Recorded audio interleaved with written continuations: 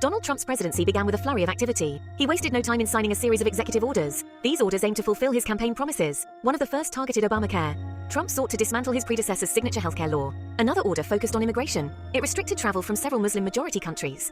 This Muslim ban sparked protests and legal challenges across the United States. Trump's early actions signaled a sharp break from previous administrations. The speed and scope of Trump's executive actions surprised many. Critics argued that they were implemented without sufficient planning or consideration. They pointed to the chaos and confusion surrounding the rollout of the travel ban as evidence. Supporters, however, praised Trump's decisiveness. They argued that he was taking swift action to address pressing issues. The use of executive orders became a hallmark of Trump's governing style.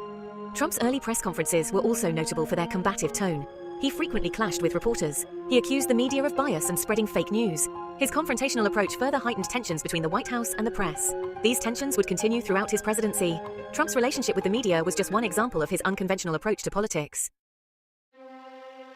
In January 2018, Trump traveled to Davos, Switzerland. He was attending the World Economic Forum. This annual gathering brings together global elites. Business leaders, politicians, and celebrities mingle and discuss pressing issues. Trump's presence at Davos was highly anticipated. Many were eager to hear how the new president would address the world stage. Trump's speech did not disappoint. It was a full-throated defense of his America First agenda. Trump declared that the United States would no longer prioritize globalism over its own interests. He criticized multilateral trade deals. He argued that they had hurt American workers. Trump also took aim at NATO allies. He accused them of not spending enough on defense. His speech sent shockwaves through the Davos crowd. Many were accustomed to hearing American presidents espouse the virtues of free trade and international cooperation.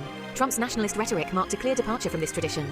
The reaction to Trump's speech was mixed. Some business leaders expressed concern about his protectionist policies. They worried that tariffs and trade wars would harm the global economy. Others were more receptive to Trump's message. They agreed that the global trading system needed reform.